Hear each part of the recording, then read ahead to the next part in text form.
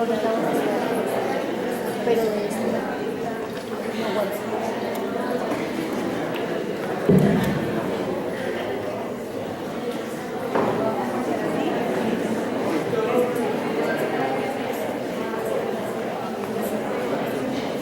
muy buenos días.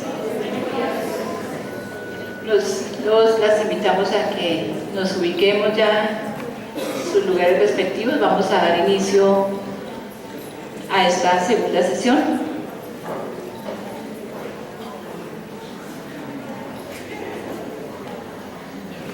Bien, el tema de esta segunda sesión, como ustedes lo ven proyectado, sobre las dimensiones, características y responsabilidades del conflicto armado en Colombia. Para esta sesión, que está muy centrada en los planteamientos del capítulo 1 del informe Basta Ya, el cual les sugerimos y les insistimos en que ojalá lo hubieran podido trabajar y leer para que también tuviesen más elementos de comprensión y de participación en esta sesión.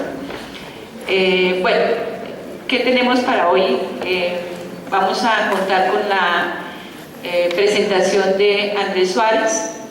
Andrés es investigador del Centro de Memoria Histórica desde el origen del grupo de memoria histórica, como expliqué en la sesión pasada, ese tránsito. Andrés es sociólogo de esta universidad, con maestría en estudios políticos del IEPRI de esta universidad. Andrés fue el relator del caso El Salado, fue tal vez uno del segundo caso que presentó el Grupo de Memoria Histórica. Fue correlator de los casos sobre Remedios y Segovia y pues un coequipero en la elaboración del informe Basta Ya. También Andrés en este momento está a cargo de la coordinación del observatorio del Centro Nacional de Memoria Histórica, que les explicará un poco más.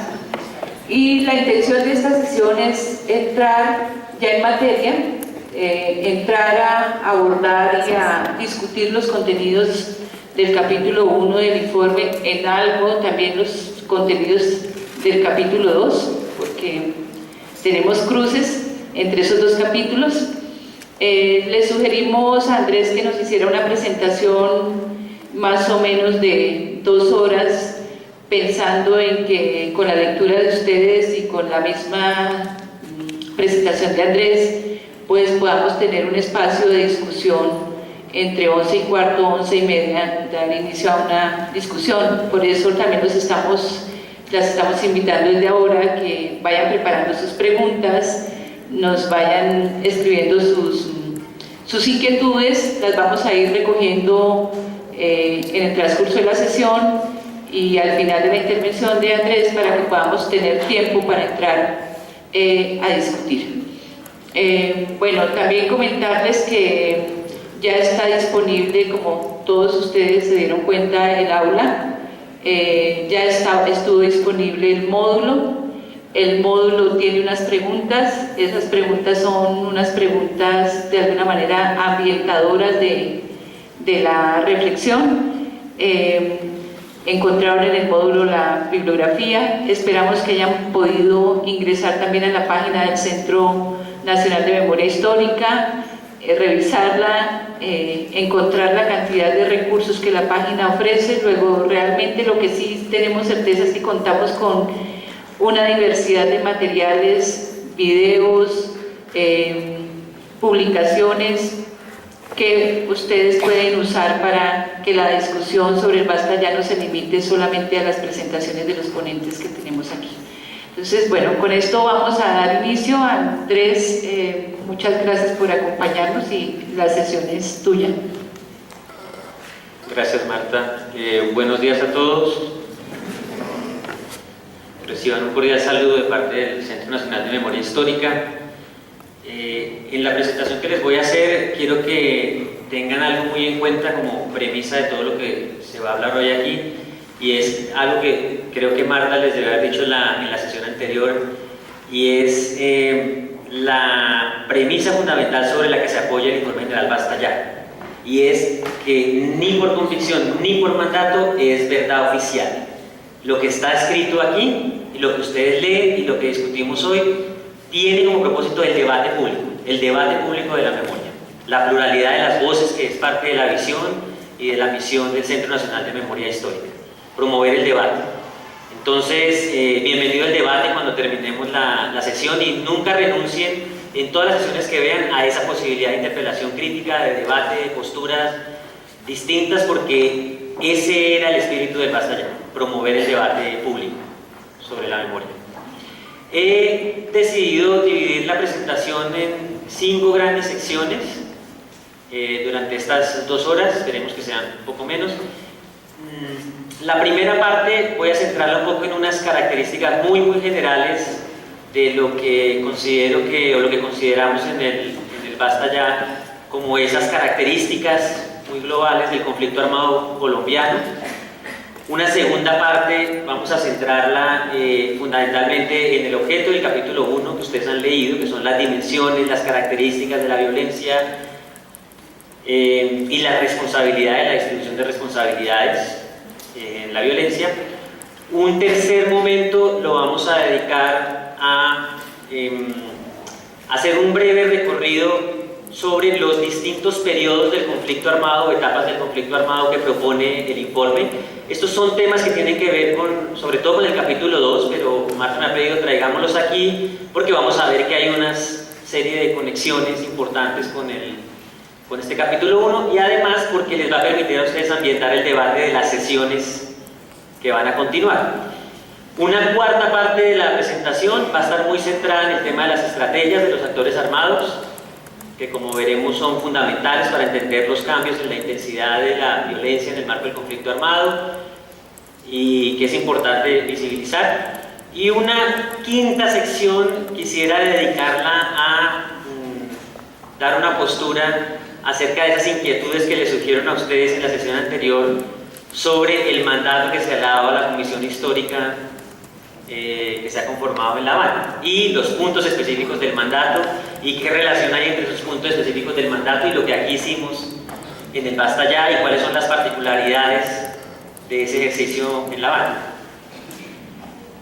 Bueno, en el primer punto, por favor cambia la diapositiva. Cuando hablamos de las características del conflicto armado en Colombia, lo primero que tenemos que tener en cuenta en este conflicto es que es un conflicto que es una primera característica, su prolongación. Uno puede discutir desde dónde empieza. Lo que nadie discute es que mínimo son 5 décadas o pueden ser hasta 6 décadas. Y cuando uno mira ese tema de la prolongación del conflicto, es necesario empezar a buscar elementos interpretativos de esa prolongación y desterrar algunos lugares comunes o por lo menos controvertidos. La gente piensa que porque ha sido un conflicto prolongado, automáticamente asume que entonces nada ha cambiado y que eso explica la prolongación.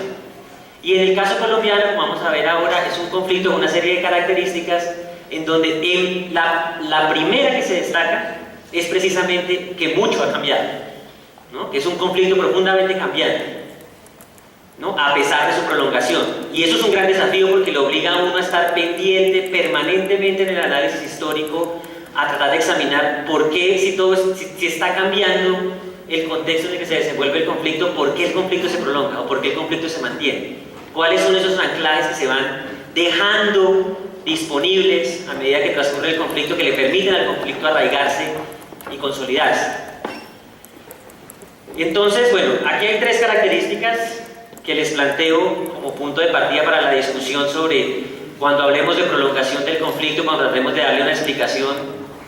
Tengamos en cuenta tres características fundamentales de este conflicto. La primera, que es un conflicto cambiante, como les acabo de decir, cambiante en sus actores, en sus dinámicas, en sus intensidades. Pero en este punto, en esta primera característica del conflicto cambiante, voy a poner el acento en los elementos del contexto o en las características del contexto en las que se desenvuelve el conflicto, que han cambiado y que han cambiado de manera sustancial y de manera muy importante. En primer lugar, un conflicto que transcurre en un país que a lo largo del desarrollo de ese conflicto transitó de ser un país rural a ser un país urbano. Cuando iniciamos como punto de partida de este informe el tema de 1958, Teníamos un país que tenía por lo menos la mitad de la población en la zona urbana y la otra mitad en la zona rural. A lo largo del desarrollo de este conflicto, hoy en Colombia, la mayoría de la población se concentra en las zonas urbanas y no en las zonas rurales. Con todo y las discusiones que se han dado acerca de cómo medir la ruralidad, uno puede decir que el 70% de la población vive hoy en las ciudades y el 30% vive en las zonas rurales. Este no va a ser un tema menor, el que hablemos de un país rural y luego hablemos de un país urbano cuando veamos las características de la violencia, dónde es que se reproduce el conflicto armado. Otra característica muy importante que cambió a lo largo del conflicto tiene que ver con los polos de desarrollo económico del país. Colombia fue, y esa es una característica de la violencia bipartidista, es una violencia particularmente concentrada en el centro del país. Y no estaba concentrada en el centro del país por casualidad, ¿no? O en las zonas más integradas del país por casualidad. Es una violencia que, como ustedes saben, estuvo muy ligada no solo al conflicto partidista, sino que en el corazón de ella también había un eje económico en discusión. Y es las zonas más afectadas por la violencia bipartidista fueron zonas, muchas de ellas, donde estaba todo el tema cafetero. Colombia era un país cafetero, su economía dependía fundamentalmente del café, y ahí hubo una confrontación particularmente intensa en la violencia bipartidista. No fue casual que el eje cafetero o que zonas del valle estuvieran tan afectadas. Entonces el café estaba en el centro de la confrontación, además de estar en la región más integrada del país. La violencia bipartidista fue sobre todo una violencia andina, de la región andina, de la zona más integrada. El conflicto armado, a medida que se desarrolla, va a registrar un cambio en esas condiciones económicas. Colombia fue un país cafetero. Históricamente el café fue el que nos dio los principales elementos para la construcción del Estado Nacional. Era un país que dependía fundamentalmente de su economía de la exportación del café, y esa situación va a empezar a cambiar desde la década de los 80. Dejamos de ser un país fundamentalmente cafetero para volvernos a partir de ahí un país minero y un país cocalero, usándolo así muy escuetamente. ¿Y dónde están esos polos de desarrollo económico nuevos para la economía nacional? Están en la periferia, ya no están en el centro. ¿Dónde está el petróleo? Arauca, Casanare, Meta. ¿Dónde está el carbón? La Guajira. ¿Dónde están las principales explotaciones de oro? Nordeste antioqueño, ¿no? ¿Dónde tenemos todo el boom minero ahora? La zona de la costa pacífica. Tenemos todos esos polos de desarrollo económico ahora en la periferia, ¿no? Y va a ser un cambio muy importante, vamos a verlo más adelante, para este proceso de consolidación del conflicto armado o de prolongación del conflicto armado. Es importante aclarar que hoy solemos ver el tema del minero como un tema más bien reciente, como un boom desde 2004, pero es importante reconocer lo que les estoy diciendo. Desde finales de los 80, en el Producto Interno Bruto, en exportaciones ya el petróleo o todos los derivados mineroenergéticos ya superaban al café como principal producto de exportación. Lo que hemos tenido de finales de los 80 en adelante son ciclos en donde lo minero tiene auges, ¿no?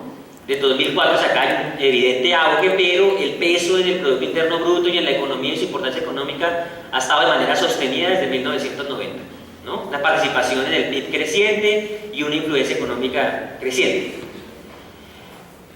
De ahí que mucho de lo que se habla de cara al posconflicto, como alguna vez lo planteaba nuestro director Gonzalo Sánchez, es como que la minería va a encarnar los principales desafíos del posconflicto, o son una dimensión del problema agrario central en el tema del posconflicto. Otra característica importante, hemos visto cambios demográficos, hemos visto cambios económicos, también hay cambios políticos, ¿no? Hemos visto un país que ha cambiado, que ha pasado de un régimen político como el del Frente Nacional, con las exclusiones que supuso el que fuera un régimen solo para dos partidos, ¿no? Con las limitaciones a la participación democrática, a tener un hito como la Constitución del 91, que es de las constituciones políticas más progresistas del mundo, más liberales del mundo, con una pluralidad, un abanico de opciones de participación o de posibilidades democráticas muy amplias. Entonces no son cambios menores. Hemos tenido otros cambios también, hasta en la mentalidad que prima en la sociedad en relación con cómo resolver el conflicto armado. Hoy, por la polarización y en los últimos 14 años, sobre todo desde el inicio de la política de seguridad democrática, la sociedad ha tenido una postura mayoritaria hacia el tema de la solución militar, ¿no? Y hoy definimos a la sociedad colombiana como guerrerista. Ha sido todo un proceso que ha tardado mucho en lograr algún margen de confianza sobre el proceso de paz, que no se logra plenamente, y a partir de eso a veces se hacen generalizaciones que no tienen que ver con la trayectoria histórica de la sociedad colombiana, porque esa sociedad colombiana que hoy se juzga totalmente guerrerista o por la solución militar es la misma sociedad que desde 1982 hasta el 2002 abogaba por la solución política, ¿no? Permanentemente. No había en ese periodo mucho juego, sobre todo cuando se trataba de elecciones de mandatarios, a aquel que tuviera una postura guerrerista muy fuerte. Incluso la propia figura del presidente Uribe es un ejemplo de los cambios de tensión o las tendencias o las particularidades de esa situación. El presidente Uribe, si hacemos memoria, el presidente Uribe a finales del 2011 en las encuestas no superaba el 10% o 15% de la intención de voto. El presidente Uribe se catapulta como candidato en el 2002 cuando se rompe el proceso de paz, y se catapulta, a veces tendemos a disociar la dinámica de la guerra del factor electoral, se catapulta, en mi opinión, después de la masacre de Bojayá, que ocurre 20 días antes de la primera elección. Yo creo que no es por casualidad que él gane la primera elección, y en un periodo de opinión, movimiento de opinión muy fuerte en 3 meses, ¿no? Que fue producto de un momento histórico de mucha tensión, de mucha polarización, se da el cambio, pero no fue un proceso que viniera de una mediana o corta duración. Después la polarización le permitió consolidarse con los niveles de popularidad que tiene el presidente, pero él mismo tuvo ese problema, ¿no? Entraba en esa baraja de candidatos y nunca lograba ese apoyo electoral significativo. Ustedes recordarán las historias o los trasegares también electorales de muchos excomandantes de las fuerzas militares, ¿no? Que salían a la arena política pretendiendo alguna proyección y no lograban tampoco calar en la sociedad colombiana. Una sociedad que también ha tenido profundos cambios en la manera como ha encarado o ha pretendido resistir a la violencia. Un lugar que también tenemos que desterrar o empezar a cuestionar es esa idea que dice que la sociedad colombiana está acostumbrada a la violencia, ¿no? Y que vive con ella y que no nos importa vivir con ella. Creo que es un juicio histórico que no es justo frente a momentos muy importantes en los que la sociedad se ha rebelado contra la violencia, ¿no? En la Constitución del 91 no es la voluntad de unos partidos políticos o de unos movimientos políticos o de unos acuerdos de paz lo que nos lleva a la Constitución del 91. Es pueblo lo que había ahí, ¿no? Es un acto de rebelión de la sociedad colombiana frente a la violencia. La movilización de 2008 contra las FARC, contra el secuestro, ¿no? Digamos, no son tipos de movilizaciones que uno espera de una sociedad acostumbrada a la violencia o legitimadora de toda la violencia todo el tiempo. El mandato ciudadano por la paz en 1997, 10 millones de votos, ¿no? Otra cosa es que uno cuestione y eso en qué medida afectó o no el curso de la guerra, ¿no? Es otra discusión, pero el hecho mismo de ver una sociedad que es capaz de movilizarse frente a la violencia nos muestra, digamos, que hay unos lugares comunes que tenemos que revisar. Un conflicto, además de cambiante, profundamente fragmentado. ¿Y a qué nos referimos con un conflicto fragmentado? Este atributo de la fragmentación es muy importante para entender la prolongación, porque algo que es fragmentado puede prolongarse en el tiempo porque da lugar a muchos reacomodos de manera permanente e impide que haya una solución definitiva o que haya una batalla definitiva que cambie el curso del conflicto. Y esta fragmentación tiene 2 características fundamentales. La primera es una fragmentación territorial. Colombia, todos sabemos, es un país de regiones y esa característica se nota en el conflicto armado y marca el conflicto armado. Las particularidades de todas las regiones imprimen una dinámica propia y hacen que muchas veces lo que ocurre en una región no necesariamente tenga efectos en las siguientes. No siempre hay efectos dominó que puedan cambiar el balance nacional. Esta dinámica regional hace que los factores del conflicto, los que prolongan el conflicto, tengan pesos diferenciados en las regiones. Yo les confieso aquí lo difícil que es presentar el Basta Ya, que es un informe nacional, en las regiones, porque no siempre es fácil ver cómo aterrizan en las regiones o qué peso tienen los distintos factores que nosotros consideramos que ayudan a la prolongación del conflicto o que están en el origen, ¿no? Las regiones le reclaman a uno con mucha razón, los repertorios de violencia en la región pueden variar, no ser exactamente iguales a los nacionales. La gente dice, nuestros periodos de la guerra son distintos en el ámbito regional, y efectivamente muchas veces lo son, no siempre dialogan fluidamente ni son la proyección de la periodización que uno haga a nivel nacional. Factores como por ejemplo el tema del problema agrario, no es igual hablar del problema agrario en el Valle del Cauca que hablar de la costa Caribe. A veces uno tiene la sensación o la tentación a generalizar una sola imagen sobre lo que es el problema agrario. El problema agrario en costa Caribe es muy distinto al suroriente del país, es muy distinto al Valle del Cauca, es muy distinto a la costa pacífica, ¿no? Tiene matices distintos y puede tener pesos distintos, los distintos factores. Entonces eso en la prolongación es muy importante porque esa fragmentación impide que el conflicto, a pesar de que tenga umbrales decisivos en el balance de fuerza entre las partes, no se pueda resolver de manera definitiva, ¿no? Porque siempre van a quedar nichos regionales que van de alguna manera a apalancar o van a frenar o van a contener derrotas que se hayan dado en unas regiones, o avances en una región, en otros son contenciones o retrocesos. Entonces eso genera una suerte de, la fragmentación puede generar equilibrios precarios pero cambiantes, que ayudan a la prolongación del conflicto. Pero también hay otra característica, y es, hay fragmentación también en los actores que participan en el conflicto armado. Algo que se me olvidó decir en la característica anterior de un conflicto cambiante, que no tiene que ver con el contexto sino con el desarrollo de la guerra, es que esta ha sido una guerra en la que no han estado siempre los mismos participantes. Los participantes han cambiado. Hoy ustedes tienen en el imaginario, o lo que pueden ver son, cuando se habla de guerrillas, se imaginan a las FARC y se imaginan al ELN, son lo que ven, es lo que está ahora, pero esas no fueron las únicas guerrillas. Hubo EPL, hubo M-19, hubo pequeños grupos guerrilleros de vida más bien efímera pero trascendentales para el país, como la ADO, el Quintín Lame, el PRT, o sea, muchos protagonistas ha habido. Los protagonistas han ido saliendo de la escena o han ido cambiando, ¿no? También el cambio tiene que ver con que los protagonistas no son los mismos, y los que sí han vivido a lo largo de todo el proceso o han sido partícipes durante todo el proceso también han cambiado profundamente. Eso lo vamos a ver un poco más adelante cuando miremos las estrategias de los actores armados. Entonces tenemos una pluralidad de actores armados que no necesariamente, o por lo menos como constante histórica, no han estado coordinados, ¿no? Eso lo podemos decir de todos los actores que participan en el conflicto.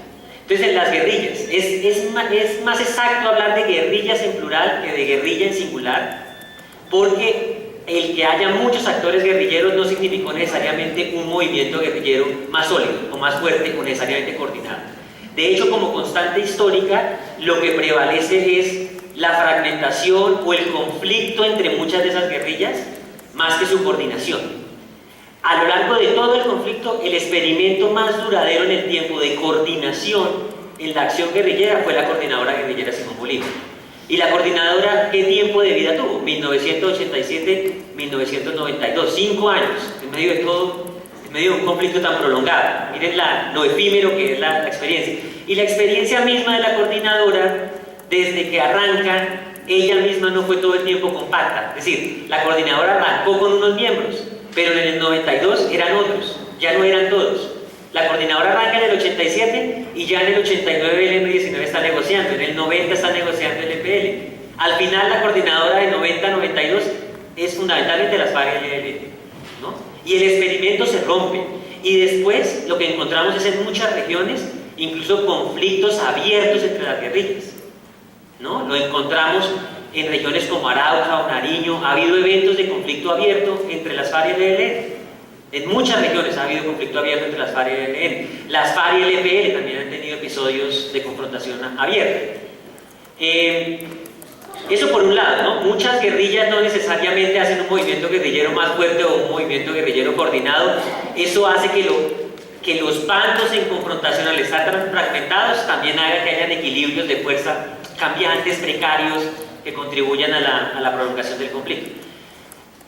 Otra característica de las guerrillas es que esa pluralidad de guerrillas en muchos casos surgió producto de debates dentro del propio movimiento guerrillero o dentro de la propia izquierda, ¿no? Entonces, una guerrilla como las FARC, que hoy la sociedad colombiana la ve como todopoderosa guerrilla, la guerrilla más intolerante, con la que no se puede hablar, la guerrilla de la que todos desconfiamos, ¿no? Y aparentemente la guerrilla más radicalizada era la guerrilla más cuestionada en los 60 y los 70. Las de muchas guerrillas surgieron cuestionando el aparente compromiso real o no con la revolución que tenían las FARC. Y en ese momento, en subordinación con el Partido Comunista, era un gran cuestionamiento. El M-19 surge, claro, el M-19 surge anclado en un hito histórico importante como el fraude electoral del 70, pero él mismo también, cuando surge, hace un planteamiento crítico muy fuerte hacia las guerrillas, en particular hacia las FARC, ¿no? Diciendo, ustedes no entendieron el conflicto, ustedes creyeron que era rural, no, era urbano, había que meterse en lo urbano, había que meterse con las élites, había que confrontar a las élites, ¿no? ¿Qué es eso de participación en las elecciones? Eso no tiene presentación. El mismo, el EPL surge como producto, como brazo armado de una disidencia del Partido Comunista, que es el PCML. En el conflicto internacional entre chinos y soviéticos por el modelo comunista, surge el PCML y ahí surge el EPL. Y el EPL es profundamente interpelador históricamente de las actuaciones de las FARC y del Partido Comunista. Y así surgen la mayoría de guerrillas buscando otros modelos para hacer la revolución o cuestionamientos a la manera en que una de ellas, en particular las FARC, pensaba o concebía o iba a hacer la revolución, ¿no? Entonces también hay fragmentación en ese proceso. Los paramilitares que no han estado tampoco ajenos a esa dinámica de fragmentación, digamos, en ellos es mucho más visible porque son un fenómeno con un anclaje regional muy fuerte, es una de sus grandes características, y este fenómeno tan regional llevó a que su experiencia de organización nacional fuera una confederación. Ellos sí lo dejaron muy claro desde el comienzo, es una confederación. No es una organización centralizada y jerárquica, estilo las FARC, que tienen un secretariado. No, aquí es una confederación, hay unas directrices generales, pero cada quien tiene autonomía en sus territorios. Lo que se ha venido sabiendo con el tiempo es que fue más la proyección de unidad de mando la que, digamos, se conoció, se visibilizó, que lo que en realidad esa aparente centralización daba en la realidad. O sea, que en la realidad era efectivamente mucho más confederación. Y fue un experimento también corto, porque es 97-2001 de las Autodefensas Unidas de Colombia, con un impacto, obviamente, sí, muy fuerte, muy trascendental en el conflicto, pero puesto en perspectiva histórica, nuevamente, es un periodo también efímero, y que terminó mal, terminó muy mal. De hecho, ellos llegan muy fragmentados a la mesa de negociación con el gobierno. Y parte del fenómeno del rearme que tenemos se debe a la fragmentación con que llegaron, no solo al fracaso de la negociación, sino también cómo llegaron. Y es un proyecto que mostró esas limitaciones de posibilidades de unidad nacional también, porque cuando también quiebra el proyecto, cuando hay un intento de un proyecto regional, como el de las ACCU, liderado por Castaño y Mancuso, de imponerle ese proyecto a los demás miembros de la Confederación o imponerse en las regiones. Y eso fue rechazado automáticamente por parte del movimiento contrainsurgente, por parte de los muchas experiencias paramilitares. Lo que demuestra que lo que era la principal fortaleza del paramilitarismo en su esencia, que es ese enclaje regional, también era su mayor limitación para tener proyección nacional. El que quería imponerle un proyecto a la región generaba rebelión. Y eso también está detrás de la crisis que se desata en 2001 y que los lleva a llegar fragmentados a la mesa. Y el mismo fenómeno de rearme o de desmovilización parcial o de grupos emergentes o de grupos disidentes que hoy estamos viviendo, digamos, replica la característica de la que estamos hablando. Tenemos un fenómeno muy fragmentado todavía, ¿no? Muy volátil, mucho más peligroso, no ha podido lograr reconstituir plenamente los corredores que tenía o el mapeo regional que tenía las AUC, lo que no quiere decir que no lo puedan lograr. Digamos, cada vez más se está viendo un proceso en el que los urabeños, los rastreros se van consolidando como los que pueden ser capaces de estar en la organización, pero desde el fenómeno de rearme, que puede documentarse desde 2005, 2006 ahora, no encontramos todavía un proceso plenamente consolidado, ¿no? Ustedes dirán, pero el Estado sí es el actor del conflicto armado, que sí debe ser más compacto, debe ser más homogéneo. Y la respuesta es no, tampoco el Estado. Ahí encontramos distintos niveles de tensión o de fragmentación. Por un lado, tenemos que a partir de 1982, como lo veremos ahora cuando veamos la periodización del conflicto, dentro del Estado han existido y persisten aún fuertes tensiones entre el poder civil y el poder militar, ¿no? Hay muchas tensiones en ese plano que impiden que haya también un solo actuar del Estado en las regiones o al unísono en las regiones. ¿Por qué? Porque en el poder militar hay una idea todavía muy arraigada de que la solución militar es posible, y el motivo de tensión sobre todo es ese: ¿cuál es la solución? Si es solución política o es solución militar. Y eso ha fragmentado. Segundo, el Estado no es homogéneo en el territorio, ¿no? Tenemos un Estado cuya posibilidad o fortaleza institucional depende del balance de fuerzas de poderes locales en las regiones. Entonces tenemos un Estado que no es igual al Estado del centro al que se da en las regiones, ¿no? Ahí tenemos un tipo de configuración del Estado distinta. Es lo que el CINEP ha llamado la presencia diferenciada del Estado. Entonces un Estado que en el territorio no puede ser distinto, que en el territorio no puede ser homogéneo, que es distinto, que tiene niveles de debilidad o de fortaleza institucional tan distintos, ¿no? Tampoco es un Estado que pueda ser compacto en la manera como conduce la guerra. De hecho, la experiencia lo que nos ha mostrado histórica es que en muchas regiones del Estado o ha sido cooptado, ¿no?, por alguno de los grupos armados o por fuerzas políticas en esas regiones. En otras tenemos un Estado que ha sido profundamente debilitado o expulsado hasta las mismas. Entonces tenemos esa fragmentación en el territorio del Estado que tampoco le permite a él mismo ser muy compacto para hacer la guerra. Tenemos tensiones entre sus cúpulas, ¿no? En su diseño institucional hay fuertes tensiones, y entre esas tensiones del diseño institucional y lo que pasa en las regiones también hay resonancias que agravan la fragmentación. Les doy un ejemplo. Una cosa es la deliberación que puede hacer el poder militar al poder civil en el centro, ¿no?, en donde puede que haya mayores posibilidades democráticas o haya más Estado de Derecho, y la resonancia que eso tenga en una región. Es decir, una cosa es lo que el poder militar le pueda decir desde su alto mando aquí al presidente de la República, y eso tiene un efecto distinto a lo que le puede decir el alto mando militar en la región al alcalde o al gobernador de la región. Tiene resonancias distintas y balances de fuerza distintos, ¿no? Eso explica en gran parte por qué vamos a encontrar momentos donde esa deliberación que fue tan fuerte terminó involucrando a muchos agentes de la fuerza pública, sobre todo en la periferia, ¿no?, en excesos o en violaciones a los derechos humanos o en episodios generalizados de guerra sucia, ¿no? Porque no es lo mismo las posibilidades de control político o las posibilidades de contención que pueda tener el poder civil en una región a como lo puede tener en el nivel central, ¿no? Y los ecos son distintos. Otra característica, la tercera que colocamos aquí, es la ambigüedad del conflicto. ¿Y a qué nos referimos con la ambigüedad? Fundamentalmente a que este es un conflicto en el que es muy difícil decir que todo es blanco o es negro automáticamente en algún momento histórico. A veces puede prevalecer una idea o la otra. Es decir, que no siempre tenemos incentivos permanentes para el conflicto, sino que también tenemos muchas veces contenciones del conflicto.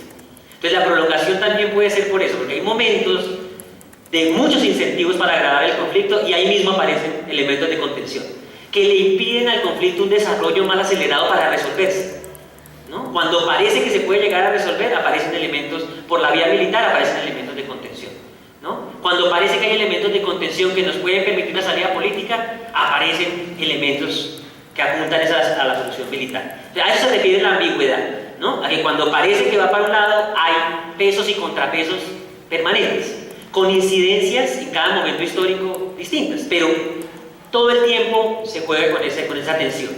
Entonces los ejemplos que damos acá en la diapositiva nos permiten entender un poco mejor eso. Tenemos un Estado que no solo ha sido represivo en su accionar en distintos momentos, sino que también ha sido un Estado reformista. Esta relación entre reformismo y represión muchas veces van de la mano, ¿no?, permanentemente. Y eso impide que tengamos un tipo de agravamiento de las contradicciones, si me permiten la expresión, que permita un desenlace del conflicto, porque hay este peso y este contrapeso. No se puede decir que no haya habido reformas, las hay, pero tampoco se puede negar que ha habido represión. En el tema de la justicia, que también es un tema muy sensible, no podemos negar que ha habido impunidad y que la impunidad ha sido un incentivo para la prolongación del conflicto, pero tampoco podemos negar que ha habido momentos del conflicto en donde decisiones judiciales han sido importantes para ponerle un límite, para contener el conflicto. Es lo que nosotros llamamos la justicia protagónica, ¿no? Y nos referimos a esa justicia que deja en la impunidad muchos crímenes. Esa misma justicia hace cosas como, por ejemplo, lo que hizo la Corte Suprema de Justicia en el 87 cuando declara que ya los militares no pueden juzgar a los civiles en tribunales militares. Esa misma justicia que facilita la impunidad o que es ineficaz para garantizar la administración de justicia es la misma que lideró la parapolítica, la investigación de la parapolítica. Esa misma justicia es la que posibilita la impunidad, es la misma que en el 97 declara parcialmente inexequible los artículos más polémicos de las Convivir, ¿no? Y permite de alguna manera desandar ese camino, ya iba muy andado, ¿no? Pero permite ponerle límites al tema y debilita la figura misma de las Convivir de ahí en adelante, ¿no? Entonces hay ese tipo de figuras permanentes y están haciendo contrapesos. Uno diría, el presidente Uribe en la política de seguridad democrática, ¿no?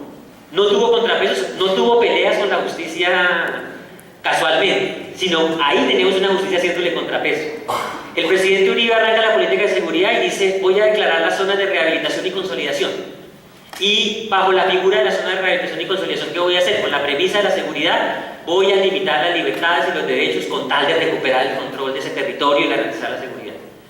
Y las declara y después la Corte Constitucional muy rápidamente las tumba, ¿no? Entonces a eso nos referimos con esta relación permanente de ambigüedad, de pesos y contrapesos. Tenemos otros escenarios, vivir en un conflicto armado en el cual tenemos tantos intentos o políticas o procesos de paz en desarrollo. Entonces 82, 89, 90, 98, 2002, ahora otra vez, ¿no? En medio del conflicto armado o en los momentos más críticos del conflicto armado hemos estado escalando la guerra, pero al tiempo hemos estado hablando de paz, ¿no? Y nunca parece que cerramos el ciclo de manera definitiva, ¿no? Uno que podría esperar cuando un proceso de paz en un primer intento falla, pues que todo el mundo se va a la guerra y nadie más quiere saber del asunto. No, aquí se van a la guerra por periodos específicos y después quieren volver a hablar, o no todos renuncian a hablar, ¿no? En el peor periodo de polarización entre el Estado y las guerrillas, en particular con las FARC, que se vive del 2000 en adelante, ustedes recordarán que la posibilidad de un proceso de paz estaba cerrada, pero las FARC nunca renunció a permanentemente insistir en montemos una mesa para hablar de intercambio humanitario. De pronto la mesa de intercambio humanitario va a posibilidades para que hablemos de otra cosa, con su más acérrimo enemigo, con el que menos se puede ver, ¿no? Entonces es esa relación permanente entre no irse del todo a la guerra y dejar siempre la puerta de la paz, o está la paz, pero yo sigo alimentando la guerra. Y genera otra vez esa serie de equilibrios precarios, cambiantes, pero que contribuyen a la prolongación. La relación entre democracia y guerra, ¿no? Es también otro ejemplo permanente de esas ambigüedades. Es decir, no podemos negar que haya habido espacios democráticos, sobre todo después de la Constitución del 91, pero tenemos paralelo a ese desarrollo un proceso de guerra también consolidándose o fortaleciéndose, o tenemos actores de la guerra que están permanentemente buscando algún tipo de interferencia en el proceso democrático, sea por la vía de la estigmatización, sea por la vía de la instrumentalización, permanentemente. Entonces, esa particularidad de la ambigüedad acompaña todo el tiempo y genera una serie de condiciones que nos permiten también entender esa prolongación. Entonces, vuelvo y le repito, no todo es en blanco y negro, ha habido muchos cambios, ha habido mucha fragmentación, ha habido mucha ambigüedad y eso está, digamos, en la clave central de la prolongación, ¿no? Es como que todo el tiempo o nos hemos acostumbrado a convivir con el conflicto o el conflicto también se acostumbra a las otras condiciones para buscar en ellas oxígeno para prolongarse, ¿no? Y ese va a ser un reto para el posconflicto, ¿cómo desata uno eso? ¿No? ¿Cómo desata uno la relación entre violencia y política permanente? ¿No? Todos juegan permanentemente a eso. ¿Cómo supera uno estas contradicciones de en las regiones tengo total impunidad, pero tengo una justicia que produce decisiones en el centro que pueden tener alto impacto sobre el desarrollo del conflicto, de ponerle limitaciones al conflicto, ¿no?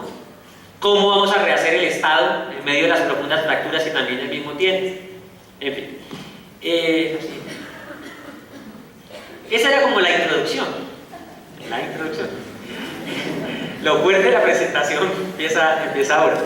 Les había dicho, primero quería darles como un matiz muy general de características generales del conflicto armado en un primer momento, y en este segundo momento quiero centrar la presentación ya más en los contenidos que usted ha visto en el capítulo 1 que leía, y apunta esta segunda parte de la presentación a que hablemos de las dimensiones, de las características y de las responsabilidades de los actores armados en la violencia del conflicto armado en Colombia.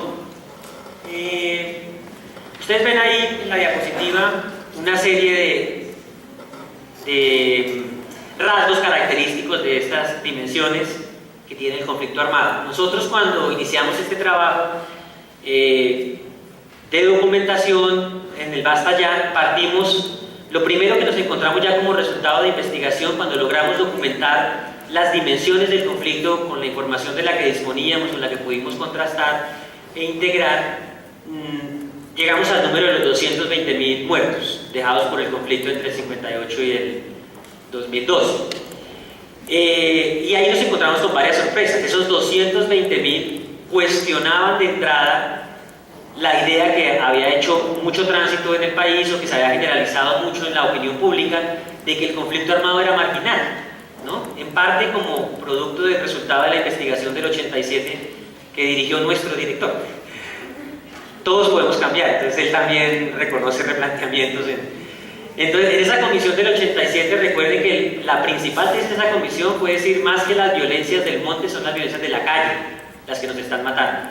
Y el dato que sacaba esa comisión en ese momento, con toda la precariedad que había para construir información en ese momento, y que uno pueda cuestionar, ponía el acento en que, por lo menos el conflicto armado, la incidencia que tenía sobre la violencia general en Colombia era de 1 de cada 10 muertes violentas.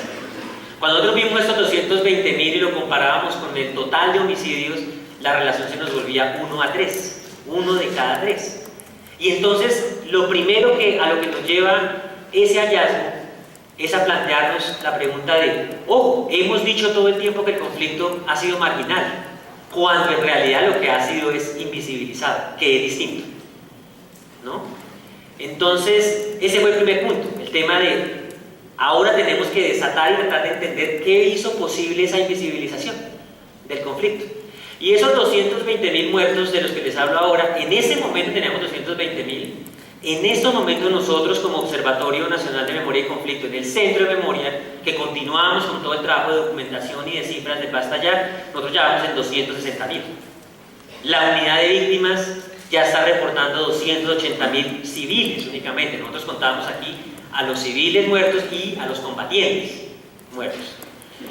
Otro tema importante que nos dejó en claro esa cifra fue empezar a cuestionar algo que estaba empezando a generalizarse en el debate académico a partir de las cifras que existían, y era decir que el caso colombiano se parecía más a una vieja guerra, en la discusión de Mary Kaldor, a una vieja guerra que a una nueva guerra. ¿Por qué? Porque decían, Mary Kaldor decía, en la nueva guerra hay una asimetría en la victimización de la población civil frente a los combatientes, pero las cifras disponibles en ese momento, hasta hace poco, sugerían que en Colombia la particularidad era que se parecía a una vieja guerra porque la relación entre combatientes y civiles era de 1 a 1, ¿no?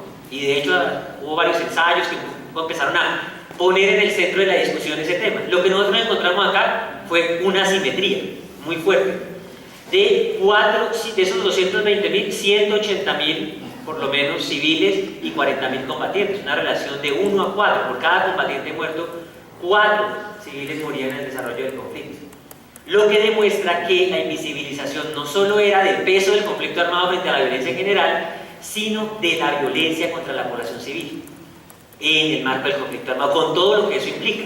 Las escalas y luego las características de la modalidad de violencia nos pusieron en evidencia también que esta violencia contra los civiles, lejos de lo que reivindican los actores armados, no era ni marginal, ni accidental, ¿no? Ni un efecto colateral. No, la población civil estuvo en el centro de las estrategias, ¿no? La violencia y el ataque contra la población civil fue deliberado, no fue accidental, ¿no? Y estuvo asociado a estrategias, ¿no? Eso lo revelaron tanto las modalidades como las escalas que registró, con todo lo que eso implica cuando uno piensa en un proceso de paz y uno piensa en el posconflicto. Y es ponerse de frente ante la responsabilidad. Es muy distinta la responsabilidad cuando uno dice, es que fue un efecto colateral, a que uno dice, sí, ataqué deliberada e intencionalmente a la población civil. Por eso está hoy en el centro. El tema de las víctimas en los puntos de La Habana, yo soy de los que piensa que eso ocurrió a pesar de los actores armados o a pesar de las partes en conflicto, ¿no? Es de alguna manera que se les impuso en la mesa, por el contexto internacional, por la movilización de las víctimas, se les terminó imponiendo. Y es un tema incómodo y espinoso para todos, porque todos quieren defender la razón de la lucha, justificar la lucha, pero no hablan de los medios con los cuales desarrollaron esta lucha, ¿no? Entonces, es un tema de responsabilidad frontal, está en el centro del asunto. Entonces, cuando tratábamos de explicar qué pudo haber causado esta invisibilización, desarrollamos un conjunto de preguntas para tratar de irlo entendiendo. Entonces decíamos, preguntémonos dónde ocurrió la violencia, cómo ocurrió la violencia, ¿no? Contra quiénes ocurrió, a ver si ahí empezamos a encontrar claves de esta invisibilización. Y efectivamente la fuimos encontrando. Entonces, en ese segundo punto, el primer punto de la diapositiva, cuando ustedes ven el conflicto armado en medio de un contexto de violencia generalizada, básicamente a lo que alude es a que lo primero que reconocemos es que en Colombia no todas las muertes violentas son por conflicto armado, pero como hemos visto, son más las muertes violentas por conflicto armado de las que hemos reconocido hasta ahora. Y este contexto en el que se desenvuelve la violencia, porque no se agota en el conflicto armado, nos llevó a nosotros a empezar a encontrar cómo los actores armados, lo que empezamos a ver es que ese contexto generalizado de violencia con el tiempo fue instrumentalizado y apropiado por los propios actores armados para ocultar su violencia en la de otros. Entonces, ¿eso cómo podíamos verificarlo? ¿O cómo podíamos encontrar indicios de que eso estaba ocurriendo? De varias maneras. La primera, cuando va uno al terreno de regiones profundamente afectadas por el conflicto, donde el conflicto es el principal eje de violencia o el principal eje de conflicto, uno se encuentra con que la mayoría de los homicidios, por ejemplo, en zonas afectadas por el conflicto o que están viviendo momentos críticos del conflicto, eran reportados como responsable desconocido. O esta violencia fue de narcotraficantes, fue de la criminalidad, fue pasional, ¿no? Resulta que tras esa aparente pluralidad de violencias en las regiones, lo que estaba era escondiéndose la violencia del conflicto armado, en la manera en cómo se reportaba o se comunicaba la información. Y eso empezó luego también a corroborarse cuando empiezan las versiones libres de los paramilitares. Empiezan a aparecer una gran cantidad de eventos que no se tenían registrados y que cuando uno hace la contrastación con lo que incluso las ONGs habían recogido, lo que las ONGs recogían como hecho por un grupo de limpieza social, el paramilitar decía, lo hice yo. Lo que aparecía como un hecho sin autor o desconocido, lo hice yo, ¿no? Entonces empezaron a ocultar en la violencia de los otros la violencia propia. Y eso no es un tema menor porque también hace que en contextos como las ciudades, en las ciudades sí que la incidencia del conflicto armado es mucho menor. Y ahí sí uno está palpando otras violencias que lo están rodeando. Ahí no es tan fácil ocultar, pero en las regiones, trasladar esto que pasaba en las ciudades a como si fueran las regiones. Pero la opinión pública en las ciudades sigue convencida, porque es la violencia que tiene más próxima, que la del conflicto armado es la menor. Porque la próxima a la que se enfrenta es a la de la criminalidad, al narcotráfico, a la de los grupos de limpieza social, a la de la intolerancia ciudadana, ¿no? Entonces hay un proceso de instrumentalización también para ocultar muy complejo, no solo ocultar la mía en la del otro, sino aprovechar ese contexto de violencia generalizada para confundir, ¿no? Y reconocer menos de lo que en realidad ha hecho. Esa es una característica que nos parece fundamental para la invisibilización. La segunda es el segundo tema que ustedes ven en la diapositiva, que dice, los mecanismos opacan las dimensiones.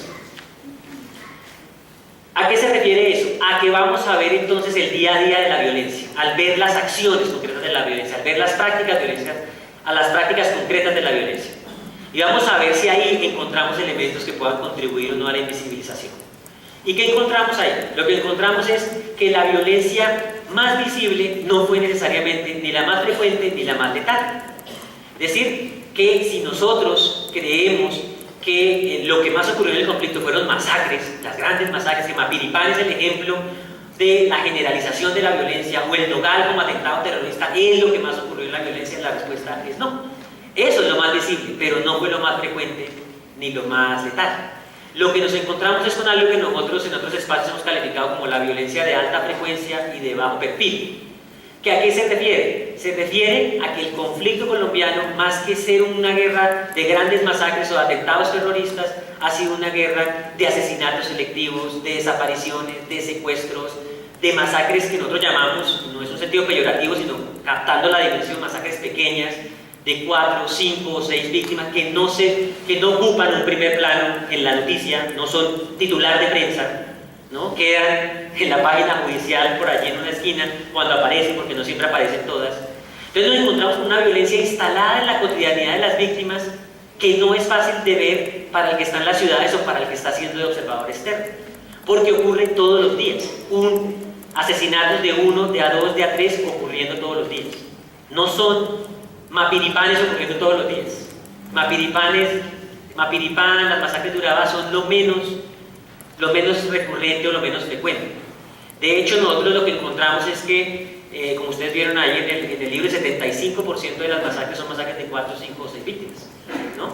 Y tienen esta característica, no las vemos. El asesinato se ve mucho menos porque es el de 1, 2 o 3 ocurriendo todos los días. Y eso fue además muy consecuente con lo que la gente en sus ejercicios de memoria nos reclamaba en los casos que hacíamos, en los casos emblemáticos que desarrollábamos. La gente muchas veces nos ponía el acento más que en el gran evento que decía, alteró mi cotidianidad. La gente decía, a mí el problema con la violencia es que no me alteró mi cotidianidad, se instaló duraderamente en mi cotidianidad. Los peores momentos no son necesariamente lo de la gran masacre. Son todos los días el carro que viene y desaparece gente, son los muertos que aparecen 1, 2 o 3 en el municipio todas las noches. Y les voy a contar aquí una anécdota del impacto y de esta característica de la violencia que se instala en la cotidianidad, que es de alta frecuencia y de bajo perfil, en un caso, que es el caso de Segovia, que como dijo Marta, de ese caso fui correlator. A nosotros nos sorprendía en el trabajo con la comunidad que Segovia, en nuestro imaginario, por lo menos de investigadores, lo que prevalecía era la masacre de noviembre del 88. La masacre del 11 de noviembre del 88, donde matan a 43 personas, una masacre de retaliación contra la Unión Patriótica en ese pueblo, ¿no? Después empezamos en el trabajo mismo a encontrar otras masacres, como una gran masacre, la primera gran masacre que hicieron los Castaños en el 83, que en su momento tuvo un gran revuelo nacional. Nos sorprendió ver cómo después eso en la memoria no se quedó. Es decir, muchos asocian a los Castaños más a masacres recientes en Urabá o en Córdoba y no a las primeras que hicieron en 82-83. Y empezamos a recoger una serie de delitos alrededor de grandes masacres. Lo que nos sorprendía era cuando empezamos a trabajar con la gente y les preguntábamos como que cuáles eran los eventos de violencia que más recordaban. Nos decían, lo que más recordamos es la masacre del 97. Y nosotros nos devanábamos los sesos buscando, pero ¿dónde está la masacre del 97? ¿No? Y lo que finalmente encontramos con las propias víctimas fue, nos decían ellos, ¿para ustedes no es masacre que en un año hayan matado a 350 personas? Y la descripción que hacían de lo que ellos llamaban la masacre del 97 era todos los días, de A1, de A2, de el carro que llegaba y desaparecía la gente, ¿no?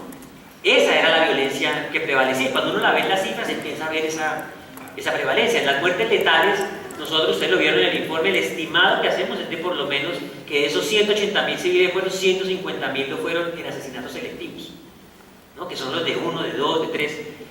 Hay también en ese mecanismo una forma de ocultamiento, y es la manera como se perpetra el hecho violento, ¿no? La mayoría de las acciones violentas contra la población civil, vuelvo a dar el ejemplo de Mapiripán, son un grupo que entra uniformado, que es un grupo grande, ¿no? Que viene con armas largas, que intimida a la población y la mata. No, la mayoría de las acciones son de tipo sicarial, es decir, va un personaje en una moto y entran a la casa, matan, no van uniformados, no siempre portan armas largas. Muchas son operaciones de comando, o sea, van en un carro, 4 o 5, entran, matan, salen, no están uniformados. Y son mecanismos, son modus operandi que no siempre son fácilmente discernibles de las otras violencias, porque así operan los otros actores violentos en Colombia. Entonces, mucha cosa que decía uno, sicariato, una acción de comando allí, que creía que no tenía que ver con el conflicto, terminaba siendo parte de las acciones. También se confundían o buscaban generar confusión a través de ello. Y esa estrategia a través de los mecanismos, de cómo a través de los mecanismos yo bajo las dimensiones, pues era parte de una estrategia también deliberada del actor armado. El actor armado quiere escapar a la vigilancia pública externa, ¿no? Quiere de alguna manera, en muchos casos nos encontramos actores que teniendo responsabilidades en procesos de violencia de esas características, ellos mismos usaban el argumento de esa violencia es de otros. Les voy a dar el ejemplo. El ejemplo ocurre en Trujillo Valle. Trujillo Valle tiene un trabajo de memoria muy interesante porque ellos a través de la memoria nombran una serie de hechos desde el 86 hasta el 94 de este perfil que les estoy describiendo: asesinatos, desapariciones, uno a uno. No hay masacres, hay de hecho 2 masacres únicamente.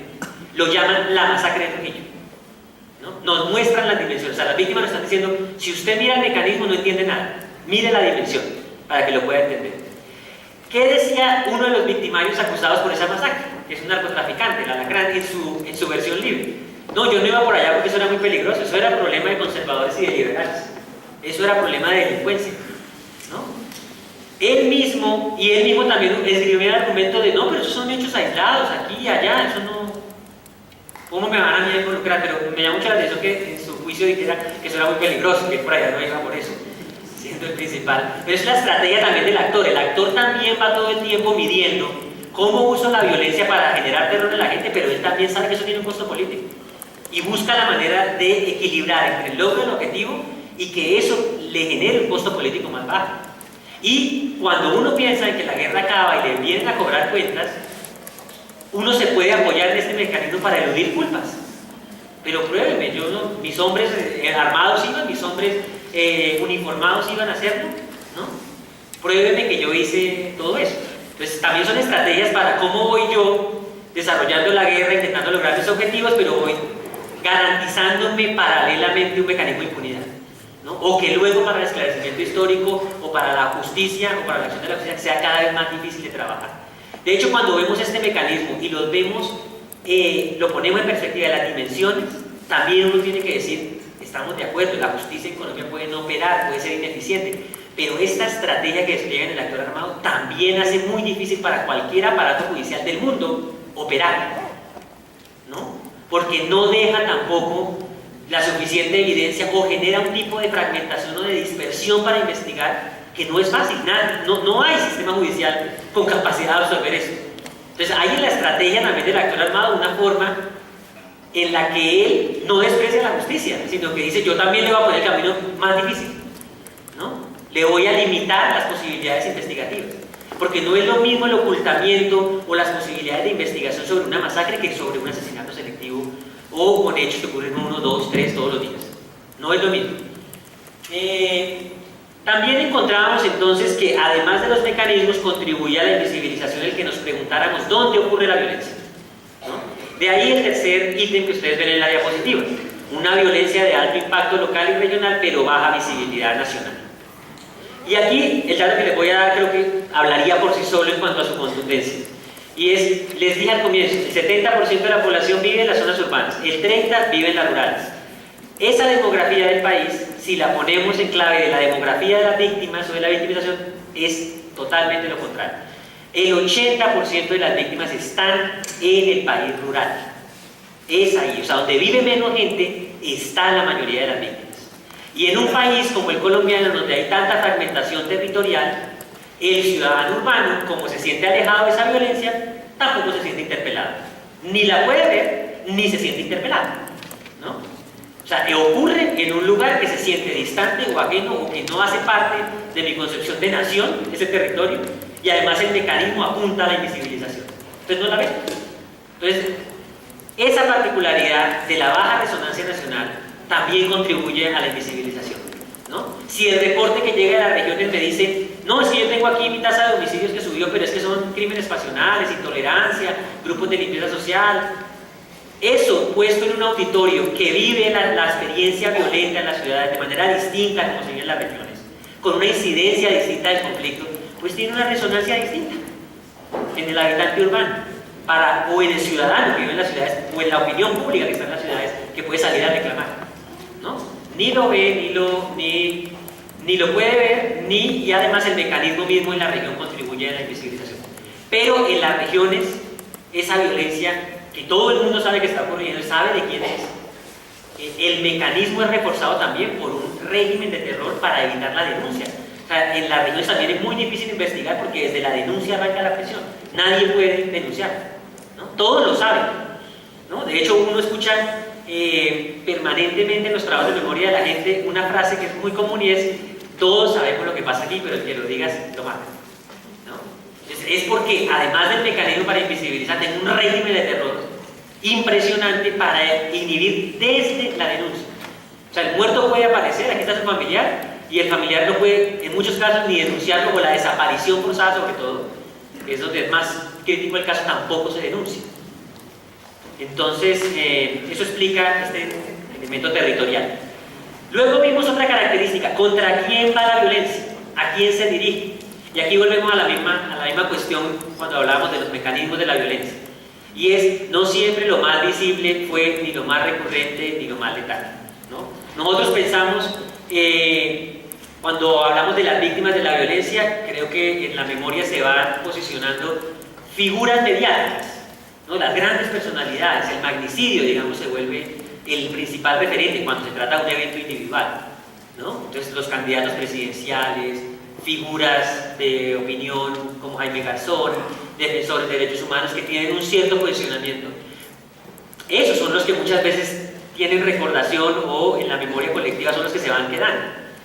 Y resulta que el grueso de las víctimas no necesariamente están relacionadas con ese perfil. La mayoría de las víctimas son campesinos, obreros, conductores, docentes, personas a las que nosotros llamamos anónimas en el sentido de su crimen no necesariamente tiene la exposición pública o mediática que tendría el de otro tipo de personalidad, pero que causa un daño devastador en las comunidades porque hace parte de un engranaje en la vida cotidiana. Entonces, además de individual, el hecho mismo de que no sea una figura pública o política, ni siquiera en la región o en el ámbito nacional, contribuye a la invisibilización, ¿no? Y, digamos, el ejemplo para entender por qué estas figuras están en el centro de los engranajes de la vida cotidiana, a pesar de su anonimato, son tan devastadoras para las comunidades, se lo puede dar a uno el asesinato de un líder comunitario. Ustedes pueden decir, no hay nada peor que una masacre para devastar una comunidad. Yo les puedo decir, el asesinato de un líder comunitario es un golpe de terror y de capacidades de estructuración del espacio público y de todos los procesos dramático. Esa es parte de la estrategia, como ustedes lo leyeron en el capítulo, de la manera como de manera tan eficiente el actor armado instrumentaliza el terror, ¿no? Entonces es uno, puede no verse, pero puede provocar un efecto de terror profundamente desestructurador. El conductor, se puede decir, pero un conductor le implica a una comunidad su conexión vital con el centro de comercialización de sus productos, ¿no? Si matan a un conductor, inhiben a los demás para que hagan los recorridos y lleven a la gente, puede dejar a la gente confinada, aislada. Ese es el impacto del asesinato de un conductor, ¿no? Le impiden a la gente sacar sus productos. Entonces, lo mismo pasa con los docentes, o sea, son figuras que están en el centro de la vida cotidiana, con la enfermera, con la promotora de salud, ¿no? Que pueden provocar una gran devastación, pero no están en el centro de la visibilidad pública, no son personajes públicos, ¿no? Y por ende la visibilización, también aquí se ve, la invisibilización se refuerza. Ahora, nosotros dejamos una diapositiva, un punto en la diapositiva siguiente, y es, hay otro tipo de personas que han estado en el centro también de la victimización, que no resisten un conteo desde el punto de vista cuantitativo, digamos, su valoración es más cualitativa. Y no queríamos dejar de decirlo, también entre las víctimas hay personas en las que vemos un ataque sistemático, un ensañamiento por los roles de participación social y política que tienen esas personas, ¿no? O sea, hay escalas de victimización aterradoras contra defensores de derechos humanos, contra militantes políticos, contra sindicalistas, contra líderes comunitarios, ¿no? Que son personas que por el rol que cumplen pueden cuantitativamente tener un peso no muy alto, pero su valor para la democracia, lo que significan ellas en la construcción de espacio público, en la vivencia de lo público en las comunidades, tocarlas, digamos, eso genera un efecto devastador. Y no podemos dejar de nombrar en este punto hechos tan discientes como que en la memoria no podemos olvidar el exterminio de la Unión Patriótica. No podemos olvidar el ataque sistemático contra Esperanza, Paz y Libertad, la afectación incluso de los partidos tradicionales. Es decir, nosotros llegamos a un conteo aquí provisional de no más de 2.000 militantes políticos muertos de distintas orientaciones, pero eso está muy lejos de ser la cifra definitiva. Y esa cifra nos da un dato que es muy importante tenerlo en cuenta, por lo menos como tendencia. Cuando nosotros distribuimos al militante político por su orientación ideológica o a qué partido o movimiento, en qué lugar del espectro ideológico se ubicaban, nos salió una distribución muy interesante sobre lo que estos datos nos revelan de algunas características de nuestra cultura política. Y son, por ejemplo, que el 53% de esos militantes políticos eran de movimientos asociados con la izquierda política. Unión Patriótica, la UNO, el Partido Comunista, ¿no? MOIR, distintas facciones de la izquierda, el 53% de las víctimas pertenecían a esos movimientos. El 27% a los partidos tradicionales, al Partido Liberal y Conservador, para poner también de presente que también ellos han sido atacados. Un 15%, y este dato nos pareció muy llamativo, sobre todo de cara al posconflicto y a las garantías para el posconflicto, un 15% de militantes políticos lo eran de movimientos que se habían conformado después de la desmovilización de un grupo armado o de una guerrilla. Entonces estamos hablando de los muertos de Esperanza, Paz y Libertad, que es el movimiento que se forma después de que se desmoviliza el EPL. Estamos hablando de la Alianza Democrática de M19, que se forma después de la desmovilización del M19. Y un 5% era de personas que militaban en movimientos independientes. Entonces, ese 15% nos pareció llamativo de quienes volvían a la política después de haber estado en las armas, por lo que nos dice de las garantías que hay o no reales. Ese 53% de víctimas de la izquierda política es muy llamativo porque usted tiene 53% de víctimas de esos partidos cuando la representación política de ellos muchas veces puede no superar el 5 o el 10%. Eso es para que vean la simetría del daño que se causa, ¿no? El que tiene menos representación o el que está en condición incluso de minoría está siendo atacado mayoritariamente en el ejercicio de la violencia, ¿no? Bueno, y el último punto de esta diapositiva tiene que ver con el tema de ¿quién hizo todo esto? Ya hablamos de la invisibilización, ya hablamos de la invisibilización en sus distintas características, por ocultar su violencia en la de otros, por el mecanismo con el cual se invisibilizan las dimensiones, por el lugar donde ocurre, que no es lo mismo que ocurra en lo local y lo regional que en lo nacional, por la característica o el perfil de las víctimas. Déjenme decirles antes de pasar al punto de las responsabilidades y de ver quién hizo qué, agregar alguna información sobre los mecanismos para modalidades de violencia que no son letales, ¿no? Para que ustedes vean cómo el mecanismo se generaliza casi para todas las modalidades de violencia. El desplazamiento forzado, que ustedes vieron en el informe, tenemos ahí documentados 5.700.000, hoy ya va en 6,5 millones. El 75% de los desplazados forzados no lo son por eventos masivos, sino por desplazamientos individuales. O sea, ocurre todos los días. 1, 2, 3 familias que van saliendo y no lo vemos. Los eventos de los secuestros masivos no son la regla, es el evento individual, uno a uno. En la desaparición forzada ocurre lo mismo. Entonces, eso para mostrarle que en todos los mecanismos, en cada una de las modalidades de violencia, el mecanismo también va uno a uno y contribuye a la invisibilización. No solo pasa en la violencia letal, también pasa en la violencia no letal. Y por último, ahí quisiera agregar, para que también pongamos esto en perspectiva comparada, que las dimensiones que estamos viendo y las características de la violencia colombiana son distintas de lo que ocurrieron en otros contextos de conflicto armado o de violencia interna aún en el continente. Por ejemplo, puede ser que el tema de las minas antipersonas, que en Colombia ha producido más de 10.000 víctimas, entre letales y no letales, en el peso global de la violencia sea menor. Pero si lo pongo en comparación con lo que pasa con las minas en otros contextos, Colombia está de tercero en afectación en el mundo, detrás de Irak y de Afganistán, ¿no? Que ustedes saben las particulares condiciones en que ocurre el conflicto allí. Si uno comparara con Latinoamérica, un conflicto parecido al colombiano, uno diría, uy, de pronto voy a encontrar muchas minas en El Salvador. No encuentra uno un nivel de afectación o características similares a las de Colombia, ¿no? En eso somos únicos. En la desaparición forzada, que todo el tiempo decíamos, el gran hito es la dictadura del Cono Sur, es Argentina, los 30.000 desaparecidos de Argentina, ¿no? Estamos lejos de los 30.000 desaparecidos de Argentina. Acá documentamos 25.000, esa cifra probablemente va a ser superada de lejos. Y la aparente distancia que teníamos con Argentina se relativiza mucho más cuando entramos a mirar de fondo el caso argentino. Y en el caso argentino lo que encontramos es que, a diferencia de lo que construimos acá, que son casos documentados uno a uno, los 30.000 de Argentina son una proyección que se instaló en el imaginario de manera duradera, pero documentados son cerca de 12.000 casos. El 30.000 se volvió un hito, pero de proyección. Por eso, y esa fue una advertencia que nos hicieron permanentemente los asesores del informe, y es: usted juéguesela con datos donde haya documentación uno a uno, no haga proyecciones. Las proyecciones son un camino muy peligroso, porque cuando llega una comisión de la verdad se vuelve un problema en términos de legitimidad si usted no puede completar el número.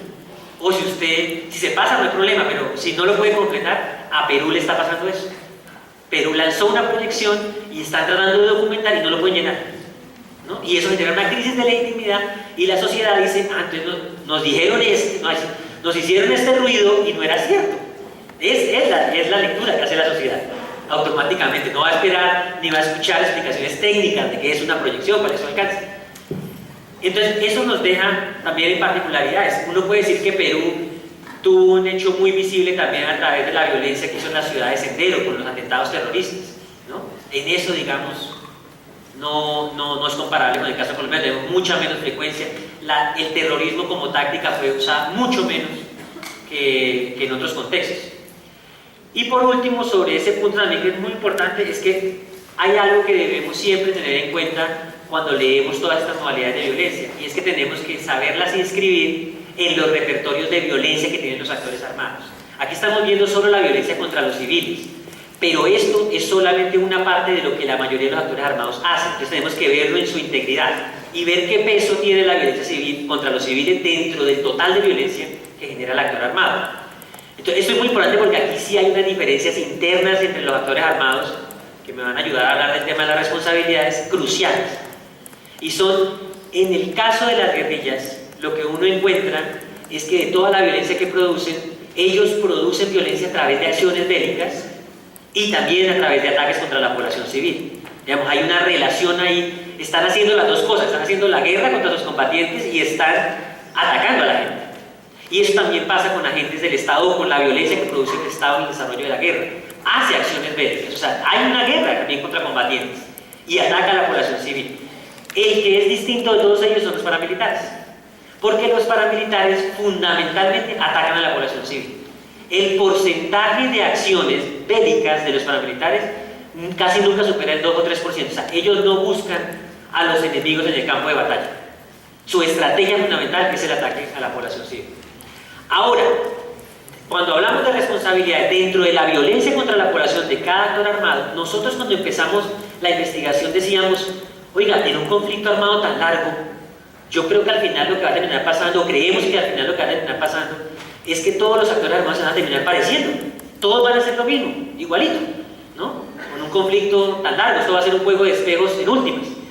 Y nuestra sorpresa fue encontrar que no, que en los medios con los que condujeron sus luchas, por lo menos los medios violentos contra la población civil, había diferencias muy marcadas y había asimetrías muy marcadas, ¿no? Entonces encontramos, por ejemplo, que la violencia paramilitar es una violencia que se concentra fundamentalmente en el ataque contra la integridad física de las víctimas y contra la vida de las víctimas, una violencia particularmente letal. No quiere decir que las guerrillas no lo hagan, por supuesto que también lo hacen, pero hay unas asimetrías en las responsabilidades que no podemos ignorar en términos de asumir responsabilidades, ¿no? En las masacres, la diferencia es que por cada masacre que hace la guerrilla hay 3 masacres paramilitares. Cuando, ustedes lo vieron en el informe, en el libro, cuando el conflicto se escaló en su peor momento, 96, 2004, 2005, en ese momento tan crítico, lo que uno podría esperar es que si los paramilitares escalaban las masacres, de pronto la guerrilla le respondía también con masacres. No, la brecha se aumentó. Ya no era de 1 a 3, sino de 1 a 6. Eso a mí que me dice que la guerrilla no respondió necesariamente con masacres. Si lo hubiese hecho, tendríamos una brecha menor. Y así nos ocurre con otras modalidades de violencia para otro actor. Por ejemplo, en el caso de los secuestros es clara la asimetría en relación con la guerrilla frente a los paramilitares. Se pudieron haber respondido con modalidades de violencia distintas. o en muchos casos sus modalidades de violencia no necesariamente fueron respuestas directas a la acción del otro, sino el despliegue de su estrategia de guerra.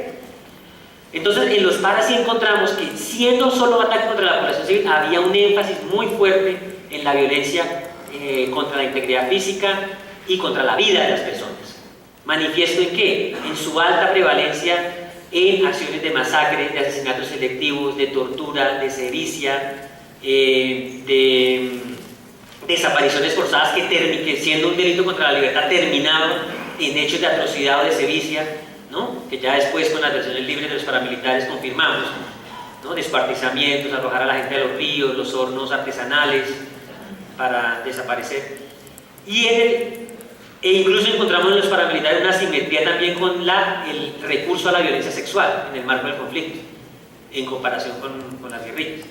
En los agentes del Estado, que encontramos acciones militares, o sea, el Estado hace acciones militares, pero también hay ataques contra la población, allí encontramos un patrón no muy distinto, porque encontramos dentro de las que ellos perpetran acciones contra la integridad física y la vida de las personas, ¿no? Entonces son asesinatos selectivos, son desapariciones forzadas, son torturas. Y en el caso de los agentes del Estado, a diferencia de los paramilitares, hay una diferencia importante, y es aquí tiende a haber un elemento de un esfuerzo por invisibilizar más. Es decir, el paramilitar recurre a la gran masacre, también a la pequeña o a la mediana. El agente del Estado recurre a la ejecución extrajudicial, digamos, el mejor ejemplo es el falso positivo, a la desaparición forzada, a crear un conjunto de condiciones en las que deshacer la impunidad o poderla desentrañar sea más difícil. Es como complicar más la situación, porque es de los tres el que trata de recurrir a acciones menos visibles, ¿no? Y ustedes lo vieron en el falso positivo, la sofisticación de esa empresa criminal. Saco a una persona de entornos marginales de las ciudades, individuos por los que yo no pueda reclamar, porque son invisibles, no los saco violentamente, los puedo sacar con un engaño, me los llevo a otro lugar del país, ¿no? Muere como combatiente o lo hago pasar como combatiente muerto en un combate, y espero un tiempo que es muy corto, que no va a dar tiempo para que la familia que está buscando, que no tiene recursos, que no tiene forma de visibilizar lo que le pasa, llegue a tiempo para identificarlo antes de que vaya la cosa como NN. Es una estrategia muy sofisticada, o sea, la que se trabajó ahí fue extremadamente sofisticada, ¿no? Eso para mostrarles que ese tipo de patrones no se ve de una manera tan contundente o tan decisiva en los paramilitares. Los paramilitares en sus zonas apelaban más al tema de la estrategia de silenciamiento a través de la denuncia o del régimen de terror, ¿no? Y su mecanismo era, ellos sí no tenían problema en matar y dejar visible, ¿no? O toda la gente sabía que el muerto que quedaba en el río era probablemente un desaparecido, pero no lo denunciaba. Entonces es un tipo de patrón distinto. Y en el caso de las guerrillas lo que encontramos fue una alta prevalencia de la violencia contra la libertad, delitos contra la libertad de las personas y contra los bienes. O sea, los paramilitares en muchas de sus incursiones destruyeron cosas, ¿no? Pero cuando uno hace la escala, la comparación con las guerrillas, la guerrilla, digamos, el accionar de la guerrilla tiene mucho más integrado estratégicamente el hecho de destruir infraestructura a través de los sabotajes, la infraestructura energética, la eléctrica, ¿no? La quema de buses, de vehículos, el ataque a las infraestructuras empresariales.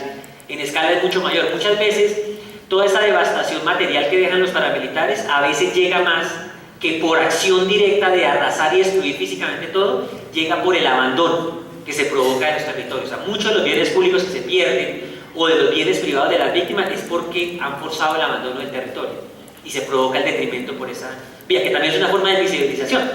No es lo mismo que uno tome una foto de un oleoducto recién estallado a que tome la foto de un pueblo fantasma, pero uno ve relativamente integral el pueblo, no ve la señal física, aunque haya ocurrido una cosa espantosa como una masacre, ¿no?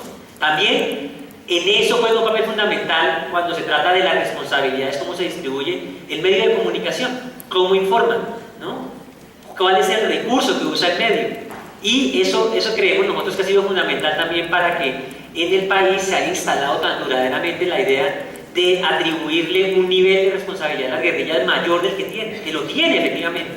Pero hemos llegado a un proceso en el que parece con atribuírsele todo lo que ocurre en el marco del conflicto armado o generar una suerte de imagen unificada de que son los únicos responsables. Bueno, yo creo que ustedes habrán escuchado a un expresidente diciendo es que la principal victimaria de Colombia son las FARC, ¿no? Que va contra toda evidencia práctica. Y les aclaro, no quiere decir que esta diferenciación desde el grupo de memoria en su informe pretenda hacer una jerarquización del terror. Lo que dice es, ojo, que en cada caso hay un tipo de daño, hay un tipo de terror distinto y se tienen que asumir responsabilidades en esa perspectiva. Y lo advierto porque a veces la guerrilla piensa que por haber perpetrado los secuestros está en un nivel distinto en términos de condición moral o ética frente a otros actores armados, como si lo que hubiéramos visto del secuestro no hubiera sido degradante, ¿no? Cadenas, tortura, tanto tiempo, las exposiciones que hacían, en fin, el uso de las minas, porque esa es otra característica de las guerrillas. Tenemos afectación a población civil por el uso de medios no convencionales de guerra, los cilindros bomba, ¿no? Ataques a la población civil luego en el marco del ataque a un puesto de policía, objetivo militar, el uso de las minas. Eso no lo encuentra uno generalizadamente en los paramilitares. O sea, es decir, en la violencia guerrillera es cierto, la mayor parte de la violencia es intencional contra la población civil, pero hay una parte de violencia que podría quedar en esa categoría de los daños colaterales, digamos, que no significan que uno pueda eximir responsabilidades, porque el que usa un artefacto no convencional sabe desde el momento en que lo usa y que puede causar la afectación. O sea, uno no puede decir, no era mi intención. Ojo, usted cuando lo usó sabía que por las características de lo que estaba usando podría generar la afectación. Entonces ahí hay un grado de responsabilidad. De hecho, por eso me excuso de haber dicho daños colaterales, lo coloco entre comillas, únicamente porque la intencionalidad ahí también es discutible. Lo mismo cuando uno ataca a un oleoducto, está atacando una obra que contiene una fuerza peligrosa. No, que es que yo no quería, por usar solo el ejemplo de Machuca, yo no quería provocar eso. Efectivamente uno lo mira y dice, tal vez no era la intención del actor, pero siempre que usted ataca un oleoducto potencialmente puede provocar eso, ¿no? Bueno, eso en el tema de la responsabilidad frente a los hechos violentos. Ahora voy a hablarles como un tercer, ¿podemos pasar la diapositiva? Bueno, esto queríamos mostrarles brevemente en estas gráficas que vamos a ver ahorita, algo de lo que les planteé ahorita. Que ustedes vean los pesos de la violencia del conflicto con la violencia general, agregada. Este 218.000, que es lo que yo les decía, más o menos los 220.000 víctimas. Cuando nosotros empezamos el trabajo, el estudio digamos que era más atrevido a la hora de mostrar las dimensiones del conflicto en cuanto a su dimensión letal o a la violencia letal, era un pequeño ensayo de Francisco Gutiérrez, y él lanzó por proyección 100.000 víctimas, pero lo documentado por distintos centros de pensamiento, el que más decía el número de víctimas era CERAC, que decía 60.000 víctimas, ¿no? Eso para mostrarles la escala entre lo conocido y lo que en realidad estaba ocurriendo, y que, vuelvo y le repito, esta es una cifra desactualizada hoy frente a lo que hoy tenemos. Sigamos. Bueno, esta es la relación que les mencioné entre combatientes y población civil. Sigamos. Bueno, esta, no, la anterior. La anterior. Esta gráfica me gustó, no, esta es.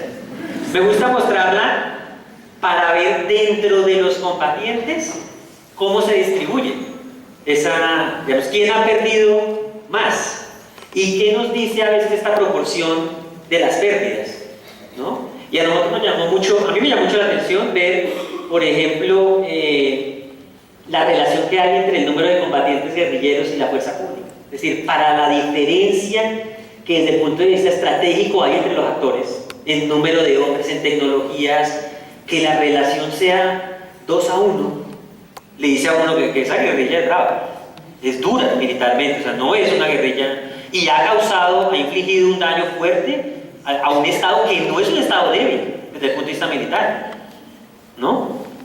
Y también me parece que es muy importante porque la cifra, la puedo mirar en perspectiva comparada, me dice algo muy interesante, pero también ella misma me dice algo importante, y es, Si uno mira esos 23.000 pueden equivaler a lo que en algún momento fueron todos los combatientes de las guerrillas. Entonces uno dice, aquí hay personas que por lo que sea que hayan luchado, se creían el asunto y los mataron y no desaparecieron los grupos en desbandada. Esos son puntos como de reflexión sobre, que me parece importante cuando uno mira el posconflicto o cuando quiere hacer una ponderación sobre los actores armados, que no es tan fácil simplificarlos, ¿no? A la hora de decir, no, son simples criminales que no les importaba la vida, ¿no? Y uno puede decir, si fuera así, entonces ¿por qué los demás se quedaron o por qué seguía llegando más gente cuando se sabía que se corría este riesgo? Hay algo más en el fondo, es un poco cuestión de reconocer. Y sobre todo la simetría, lo de la relación con la fuerza pública me parece un dato muy impresionante, que sea 2-1 la relación. Sigamos. Bueno, y estos son un poco ilustración de lo que les ha mostrado ahora en las distintas modalidades, 27.000 secuestros, las víctimas en ataques a bienes civiles, que son cuando uno ataca el bien civil, no necesariamente el ataque al bien civil es letal, no siempre muere, puede ser muy espectacular. Lo veo en la prensa y veo un nivel de destrucción, porque a veces pasa eso, que lo que es más destructivo impresiona los sentidos y uno se hace la idea de que es muy letal y puede no ser. De hecho, los ataques a las poblaciones que hacen las guerrillas son brutalmente destructivos, uno los ve, digamos, en la prensa de una foto y genera una gran impresión que no se corresponde con la letalidad que uno creía que tenía asociada. Lo mismo que con el ejemplo que les doy de la foto del pueblo abandonado después de una masacre, ¿no? Me muestran un pueblo que no lo veo ni quemado, ni arrasado, y puedo tender a creer, a minimizar la gravedad cuando ahí lo que ocurrió fue una masacre. Bueno, aquí lo que les decíamos, nuestra proyección de asesinatos selectivos, 150.000. Los atentados terroristas, que como ustedes pueden ver tienen es un número muy bajo, este número de casos comparado con la escala de los demás delitos, y el número de víctimas letales que incluso el atentado terrorista produce más heridos que víctimas letales. Ese es también un tema de impresión de los sentidos. Uno dice, si colocaron una bomba, mínimo debe haber muerto muchísima gente, y no necesariamente muere mucha gente, hay mucho lesionado, mucha destrucción. Los episodios de violencia sexual, ustedes saben que sobre ellos hay un manto de ocultamiento muy fuerte. La cifra nomás, creo que lo que demostraba es, los actores armados no pueden decir sobre cerca de 1.800 víctimas que esto fue un accidente de individuos aislados. 1.800 sí creo que ya cuestionan.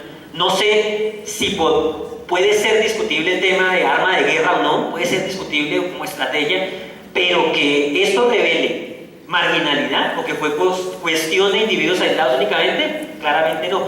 Y hoy esa cifra se está acercando a los 5.000, ¿no? Entonces, por lo menos en el registro que tenemos en unidad de víctimas. Miren las acciones bélicas, que los actores armados dicen, no, es que cuando le sugieren a uno la idea del daño colateral, entre comillas, le están queriendo decir a uno, no, es que la gente muere porque estaba en el lugar equivocado. Yo entré en un combate y estaban ahí. Y miren el peso tan bajo que tiene el número de víctimas letales, cerca de 1.400, frente al global que tenemos, del que estamos hablando. Esas son las cifras que le incomodarían a un actor armado, que le digan, no, usted me habla de daño colateral, pero las acciones donde hay más muertos son las intencionales, ¿no? Sigamos. Bueno, las masacres, que ese 1982, digamos que nos puede sorprender mucho, pero lo que les digo, 75% de las masacres son de 4, 5 o 6 víctimas. Y en un contexto de violencia generalizada eso no se ve, porque en alguna presentación me decían, pero claro, son muy graves. Yo les decía, no estoy diciendo que no sean graves, pero cuando ocurre en una vereda, no siempre se entera ni siquiera el casco, la cabecera municipal del municipio donde ocurrió eso, ni siquiera se entera, o en la memoria no está ese hecho. Se quedan en la vereda, destruyó la vereda, acabó con la vida de todo el mundo en la vereda, ¿no? Sus proyectos de vida se destruyeron, pero eso no se vio, ni siquiera entra en el registro de quien vive en la cabecera municipal. De ese nivel puede ser la fragmentación de los territorios. Incluso hay cabeceras, me ha sorprendido encontrar cabeceras de corregimientos que en su memoria no tienen registros de masacres que ocurrieron en veredas que podían no quedar muy lejos.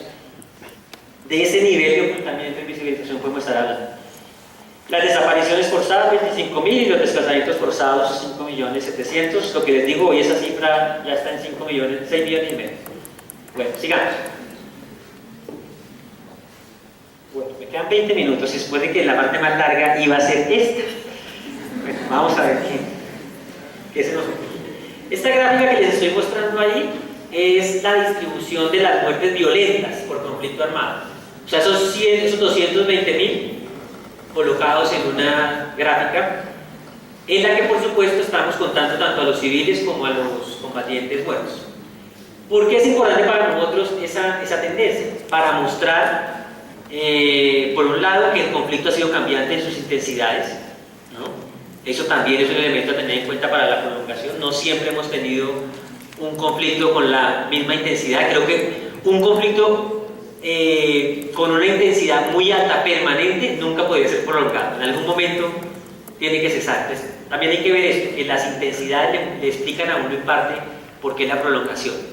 Pero también nos hace preguntas sobre por qué en un momento parecía un conflicto marginal o con tan poca violencia, por qué en otra parte se escaló tanto, por qué no trabajó.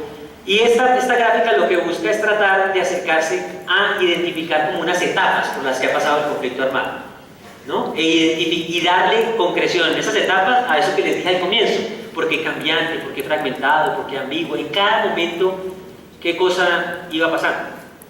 Entonces, y además tiene que ver con algo que ustedes se van a encontrar en el capítulo 2, que es la periodización que usamos para hablar del conflicto armado.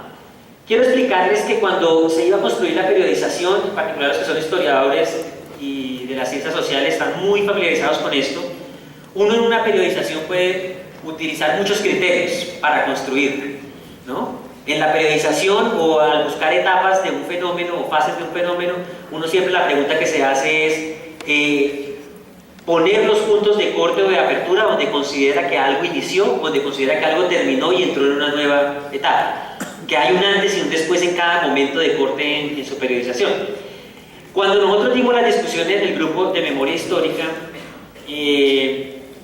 surgieron muchas periodizaciones que se colocaban en distintos lugares del tiempo. Y no entre todos coincidíamos, ¿no? Entonces uno cualitativamente decía, yo estoy seguro que el paro cívico del 14 de septiembre del 77 cambió la cosa, ahí cambió la guerra, ¿no? Otros decían, no, es cuando se expidió el Estatuto de Seguridad Nacional, ahí tenemos un parteaguas de la cosa. Otros decían, no, cuando termina formalmente el Frente Nacional. Pero en la discusión interna también se dijo, nosotros no podemos construir una periodización disociada de la intensidad del conflicto armado. ¿Y por qué no la podemos disociar? Porque es que la intensidad del conflicto o la violencia del conflicto no ocurre de manera aleatoria, no ocurre sola. Ella debe ser el reflejo de un cambio en la dinámica de la confrontación. Es decir, sean los cambios que ella vaya teniendo, nos tienen que, digamos, nos dan los elementos analíticos que se tienen que proyectar en ese cambio, porque la violencia no ocurre sola, ¿no? O cambiaron las estrategias de los actores armados, o cambió el contexto en que ya se podía desplegar. Entonces no podemos hacer algo que parezca no coincidir, o que no coincida, perdón, que no coincida con esa evolución de la violencia, ¿no? Hacerlo sería suponer que la violencia se produce sola o marginal, o que no tiene nada que ver ni con las estrategias ni con los contextos. Y ahí surgieron una serie de discusiones que yo se las voy a ir contando porque hace parte de las críticas que hemos recibido al Basta Ya y a los periodos. Entonces les voy a explicar un poco la razón de cada punto de corte, de cada punto de inicio, por qué quedó en un lugar y no en otro. Pero nuestra primera apuesta fue los 4 grandes periodos los vamos a construir viendo la evolución de la intensidad del conflicto armado, reconociendo esa premisa, que la violencia no cambia sola, que ella es el reflejo del cambio en la dinámica. Y el cambio en la dinámica no se puede entender sin que algo haya cambiado en las estrategias y sin que algo haya cambiado en los contextos en los que se desarrolla el conflicto. Y que tenga esos puntos de coyuntura fundamentales para marcar ese antes y ese después. Entonces, ahora sí seguimos. La siguiente. Bueno, nosotros distinguimos estos 4 grandes periodos. Les digo esto no sin antes aclarar que nosotros en la discusión interna llegamos a tener como hasta 8 periodos, ¿no? Y entonces decíamos también como estrategia comunicativa, uno tampoco puede ponerse a presentar tantos subperiodos. O sea, no confundamos los subperiodos con los periodos. ¿no? Y los conflictos de todas maneras necesitan unas líneas gruesas a partir de los cuales poder ser leídos. Entonces llegamos a 4 grandes periodos, pero internamente podían haber distintos momentos y subperiodos